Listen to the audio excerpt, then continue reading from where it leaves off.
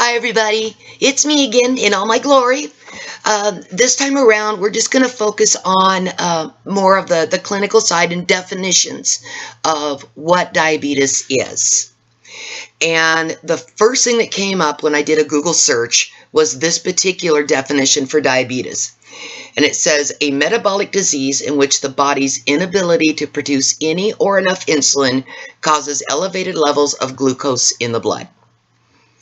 A little bit further research shows the CDC classifies it as a condition in which the body does not properly process food for use as energy.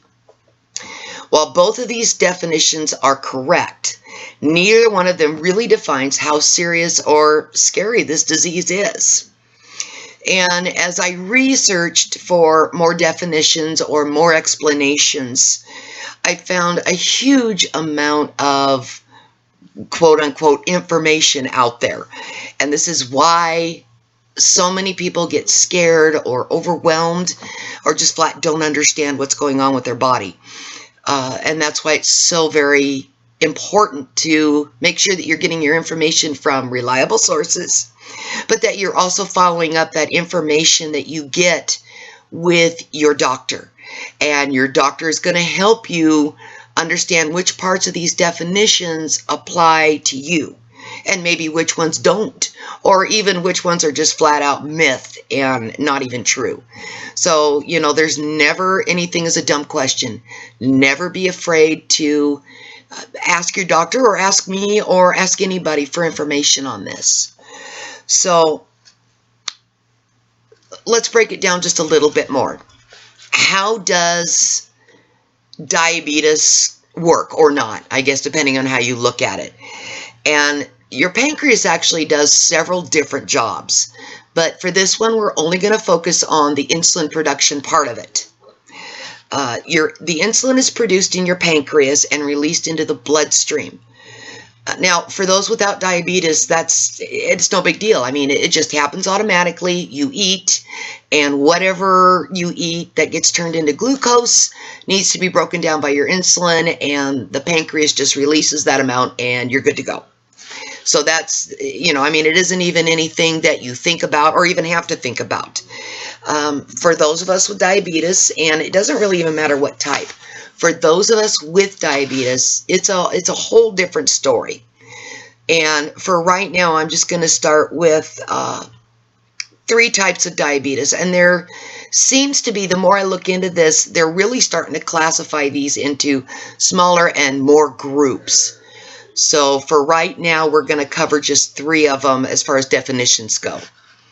The American Diabetes Association for type 1. What it says is in type 1 diabetes, the body does not produce insulin. The body breaks down the sugars and starches you eat into a simple sugar called glucose, which it uses for energy.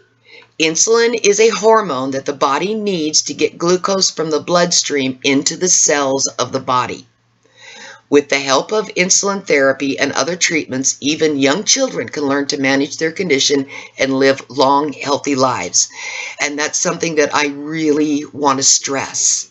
With proper care and management, you can live a very long, healthy life. And, you can avoid, I don't want to say all complications, because I'm not entirely sure that that's possible, at least not on my end, but I think that you can minimize or reduce the amount of complications that you have.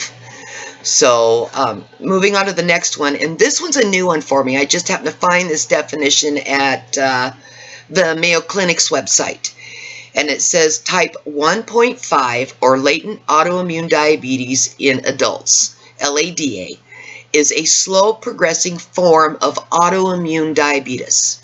Like type 1 diabetes, LADA occurs because your pancreas stops producing adequate insulin, most likely from some insult that slowly damages the insulin-producing cells in the pancreas.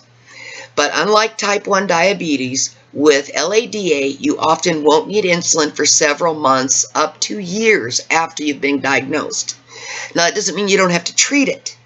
What that means is that, it's very possible that you can go quite a while without needing the insulin.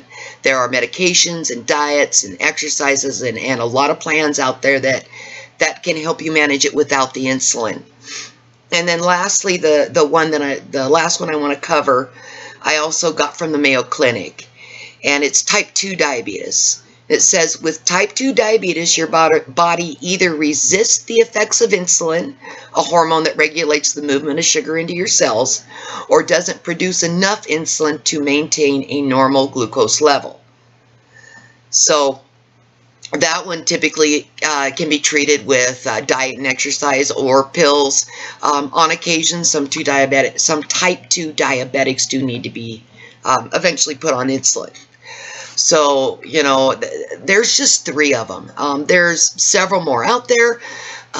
Just in passing, I'll mention gestational diabetes. That's one that obviously when you're pregnant, women get when they're pregnant, but I don't necessarily know how often that one is